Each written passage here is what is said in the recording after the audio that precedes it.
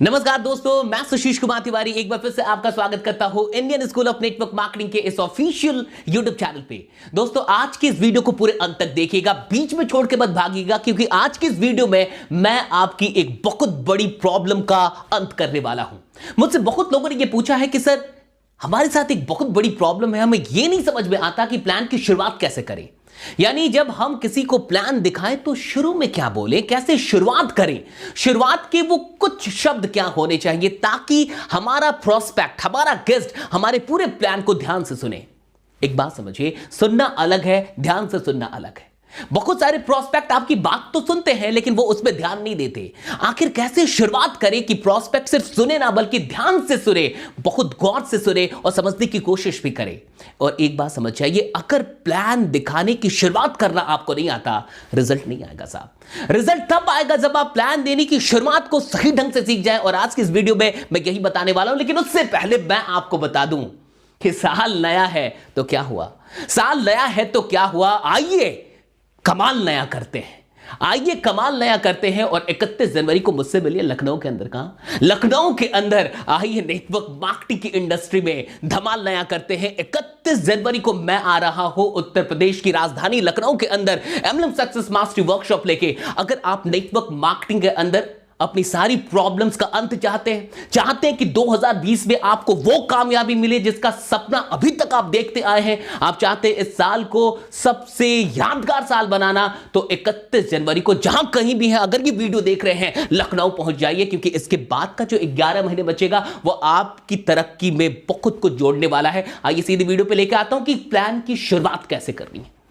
Plan की शुरुआत कैसे करनी है मैं आज आपको बता रहा हूं। देखिए, बहुत सारे लोग जब प्लान की शुरुआत करते हैं तो कई बार डायरेक्ट प्लान देना शुरू कर देते हैं। बिल्कुल नहीं कर रहा है। जब आप किसी प्लान की शुरुआत करते हैं तो सबसे पहले 3 से 4 मिनट प्रोस्पेक्ट को कंफर्टेबल फील कराने के लिए होना चाहिए। और दूसरी चीज कि उसे यह महसूस हो जाए कि जो कुछ भी आप बात करने वाले हैं इसमें उसका फायदा है। यह बातें आप उसके फायदे के लिए करने वाले हैं, उसकी जिंदगी के लिए करने वाले। लेकिन यह करना कैसे है, आज मैं आपको यह बताना वाला हूं कि आखिरकार ये करना कैसे। देखिए, मैं जो कुछ भी आपको बता रहा हूं, अगर आपने यही बातें एज इट इज भी गेस्ट से कर ली, प्रोस्पेक्ट से कर ली, प्लान दिखाते वक्त आपने एज इट इज जो मैं अभी आपको बताने वाला हूं वो कर लिया, तो डेफिनेटली आपको खुद एहसास होगा कि वाकई अब आपकी प्रेजेंटेशन को लोग गौर से सुन रहे हैं। अब समझिए, अगर किसी को मुझे प्लान देना हो तो मैं सबसे पहले कैसे बात करूंगा। जो भी नॉर्मल जो बातें होती हैं, नाम पूछना, इधर उधर की बात करना, दैट्स ओके। लेकिन मैं अब जब पॉइंट पे आऊंगा तो सबसे पहली बात मैं उनसे ये पूछूंगा कि अच्छा एक बात बताइए, आप यहां आए हैं कि आपको लाया गया है? आप यहां आए हैं कि आपको लाया गया है? समझिएगा, मैं क्या पूछूंगा, आप यहां आए हैं या आपको लाया गया है? आप प्रोस्पेक्ट पूछते हैं मतलब। तो यहां मैं कहूंगा कि अगर आप आए हैं बहुत अच्छा, लेकिन अगर आप लाए गए हैं तो आप डेंजर जोन में हैं। कहने का यह मतलब है कि 2 तरीके के लोग आते हैं। एक जो खुद आते हैं, जिनकी अपनी इच्छा होती है, और दूसरे वो जिन्हें जबरदस्ती लाया जाता है। वो किसी रिश्ते को बचा के रखने के लिए आते हैं, वो किसी और दबाव के चलते आ जाते हैं, यानी उनको लाया गया है। अच्छा, जो लाए गए लोग होते हैं वो डेंजर जोन में होते हैं, उनको इन बातों का कोई खास फायदा नहीं पहुंचता। तो इसलिए मैं जानना चाहता हूं, आप आए हैं या लाए गए हैं। अब जो भी बात है उसके तुरंत बाद मैं आपसे ये पूछूंगा कि आप अगर प्रोस्पेक्ट हैं कि आप आए क्यों हैं, आप क्यों आए हैं। देखिए, क्या पूछना, आप क्यों आए हैं या आपको क्यों लाया गया है। और इसके बाद जो तीसरी बात, अगर मैं देखूंगा कि अगर वो हिचक रहा है कुछ बोलने में, अगर वो लाया गया है तो उसको खुद नहीं पता होगा कि वो क्यों आया है। लेकिन अगर वो खुद चल के आया है, अगर उसकी अपनी इच्छा है तो कुछ ना कुछ बताएगा। लेकिन अगर मुझे लगेगा कि वो थोड़ा सा भी हेजिटेशन में है तो मैं तुरंत उससे पूछूंगा, तुरंत उससे कहूंगा कि मैं सीधे सीधे आपसे एक सवाल करना चाहता हूं। मुझे नहीं पता है कि आप आए हैं या लाए गए हैं, मेरा एक सीधा सीधा आपसे सवाल है कि एक बात बताइए कि क्या आप अपनी जिंदगी में वाकई फर्क और बदलाव चाहते हैं? क्या आप अपनी जिंदगी में वाकई फर्क और बदलाव चाहते हैं? समझिए, क्या आप अपनी जिंदगी में वाकई फर्क और बदलाव चाहते हैं? अब इसका जवाब 99.99% लोग आपसे यही बोलेंगे, हां बिल्कुल मैं चाहता हूं। अब मेरा दूसरा सवाल होगा कि कैसा बदलाव चाहते हैं आप, कैसा फर्क और बदलाव चाहते हैं। अगर वो कुछ बोल रहा है तो इट्स वेरी गुड, अगर नहीं बोल रहा है तो थोड़े वक्त का इंतजार करते हुए हल्का सा मैं समझ जाऊंगा कि वो बोलने वाला है कि नहीं, मैं तुरंत बोलूंगा कि आप कैसा फर्क और बदलाव चाहते हैं, वैसा जो आप अपनी सोसाइटी में, आप अपने समाज में देख रहे हैं कि 20 से 25 साल जिंदगी का लगाने के बाद भी जो बदलाव आप अपने समाज के अंदर लोगों में देख रहे हैं, वैसा फर्क और बदलाव अपनी जिंदगी में लेके आना चाहते हैं, या फिर कुछ अलग, या फिर कुछ अनकॉमन, या फिर कुछ बड़ा। आप कैसा फर्क और बदलाव लाना चाहते हैं, वैसा जैसा कि आप देख रहे हैं, या फिर कुछ अलग। अब इसमें भी 99.99% लोग का जवाब होगा कुछ अलग, क्योंकि वो जो कुछ भी देख रहे हैं उससे बहुत अधिक खुश नहीं है। इसलिए अधिकतर लोग आपसे यही बोलने वाले हैं कि कुछ अलग। अब मेरा अगला सवाल होगा, लेकिन कैसे करेंगे, कैसे लाएंगे? अच्छा, मेरा आपसे यह सवाल है, अब मैं अगला सवाल कर रहा हूं। मेरा आपसे एक और सवाल है कि एक बात बताइए, आपकी भी कहीं ना कहीं आपने एक जिंदगी जी ली है, आपकी एक मैं देख के आपको समझ सकता हूं कि आप में भी अपनी एक मैच्योरिटी है, और इस एज में आते आते इंसान के पास अपना एक बिलीफ सिस्टम तैयार हो जाता है। इंसान का अपना एक बिलीफ सिस्टम तैयार हो जाता है। मैं आपसे पूछना चाहता हूं कि आपका बिलीफ किस पे है, जरूरतों पे या सपनों पे? बहुत गौर से, बहुत बड़ा सवाल है, करके देखिए आप। आपको पूछना है कि आपका अपना एक बिलीफ सिस्टम अभी तक तैयार हो गया होगा। मैं आपसे यह पूछना चाहता हूं कि आपका जो बिलीफ है, आपका जो विश्वास है, वो किस पे है, जरूरतों पे या सपनों पे? अगला, क्योंकि मैंने देखा है कि बहुत सारे लोग अपनी पूरी जिंदगी लगा देते हैं जरूरतों को पूरा करने में, जरूरतों को पकड़ने में। कुछ ही ऐसे लोग होते हैं जो जरूरतों पे विश्वास नहीं करते, सपनों को पाने पे विश्वास करते हैं, सपनों के लिए काम करना चाहते हैं। मैं आपसे यह जानना चाहता हूं कि आपका जो बिलीफ है, आपका जो विश्वास है, वो किस पे है, जरूरतों को पाने में या फिर सपनों को पाने में? यह पूछना है। नेक्स्ट, अब आप इतना जानिए कि अधिकतर लोग आपको यहां भी यही कहने वाले हैं कि मैं सपनों पे विश्वास करता हूं, सपनों को पाने में विश्वास करता हूं।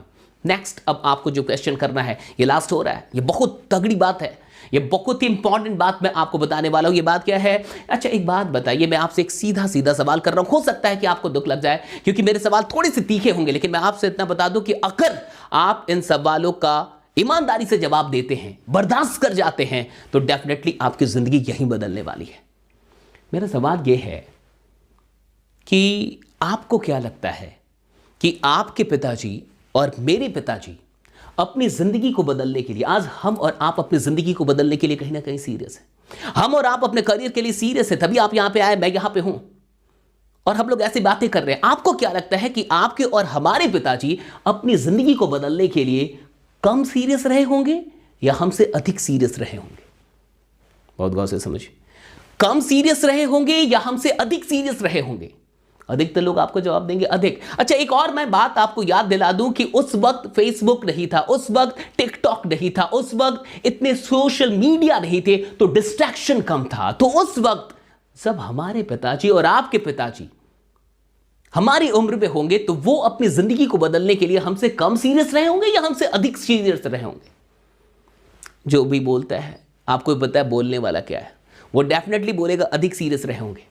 अच्छा, जो हमारे पिताजी के पिताजी यानी कि जो हमारे दादाजी थे, वो क्या कम सीरियस रहे होंगे अपनी जिंदगी को बदलने के लिए या अधिक सीरियस रहे होंगे अपनी जिंदगी को बदलने के लिए? जो भी बोलेगा, आपको पता है क्या बोलने वाला, वो वही बोलेगा जो आप सोच रहे हैं। मैं जान रहा हूं कि डेफिनेटली वो बोलेगा अधिक सीरियस रहे होंगे। अच्छा, जो हमारे दादाजी के पिताजी यानी प्रदादा, वो अधिक सीरियस रहे होंगे या कम सीरियस रहे होंगे? फिर से यही बात निकल के आएगी कि अधिक सीरियस। अच्छा, 3 खानदान ने काम कर लिया, 3 जनरेशन ने काम कर लिया। अगर एक जनरेशन 30 साल भी काम करती है तो 90 ईयर्स काम हो गए, 90 साल काम हो गए। और 90 साल काम होने के बाद क्या रिजल्ट है, क्या अचीवमेंट है? क्या 90 किलोमीटर के रेंज में भी हमारे परिवार को लोग जानते हैं? क्या हमारे परिवार के अकाउंट में 90 लाख भी बैलेंस है? क्या हमारे पास एक ऐसा घर है जो वाकई लोग देखने आते हैं?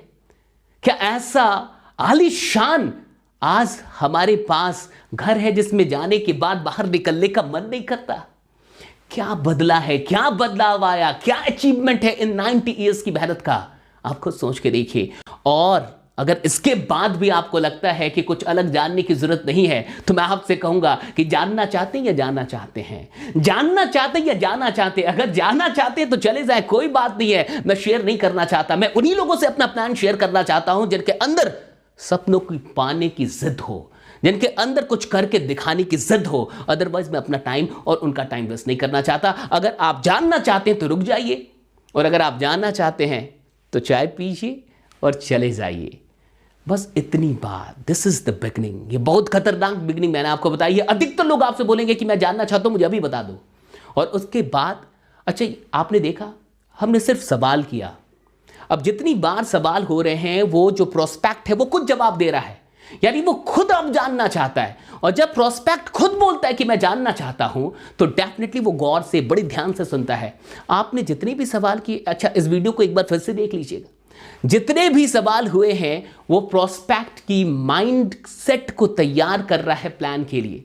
जितने भी सवाल हमने किए हैं वो पूरा माइंड सेट तैयार कर रहा है। ये इसकी पूरी डिटेल मैं आपको वर्कशॉप में दूंगा, लेकिन इतना भी कर गए तो बहुत बड़ा काम निकल जाएगा आपको। बाकी 31 जनवरी को मुझसे लखनऊ में मिलिए। लखनऊ के अंदर जो वर्कशॉप होने वाली है, मैं शर्तियां कहता हूं कि आप 31 जनवरी में उस वर्कशॉप में शामिल होने के लिए अपने इस डिसीजन पे खुद को शुक्रिया कहेंगे, खुद को शुक्रिया कहेंगे, खुद को धन्यवाद कहेंगे, किसी और को नहीं। इसलिए 31 जनवरी को अगर अभी तक आपने अपना पास, अपनी टिकट बुक नहीं की है तो डिस्क्रिप्शन लिंक में जाइए, टिकट बुक कर लीजिए, क्योंकि फिर सीट्स नहीं मिलने वाली है। क्योंकि एक ही टीम, अगली वीडियो में बताऊंगा, एक ही टीम बहुत बड़ी मात्रा में आ रही है। नेक्स्ट वीडियो में खुलासा करूंगा। तब तक अपना ख्याल रखिए। अगर इस चैनल पे नए हैं तो सब्सक्राइब कर लीजिए, इस वीडियो को शेयर कीजिए। अगर आपको ये वीडियो अच्छी लगी हो कमेंट करके मुझे बताइए, लाइक कीजिए। बाकी बने रहिए, जमे रहिए, क्योंकि आपका जीतना सुनिश्चित।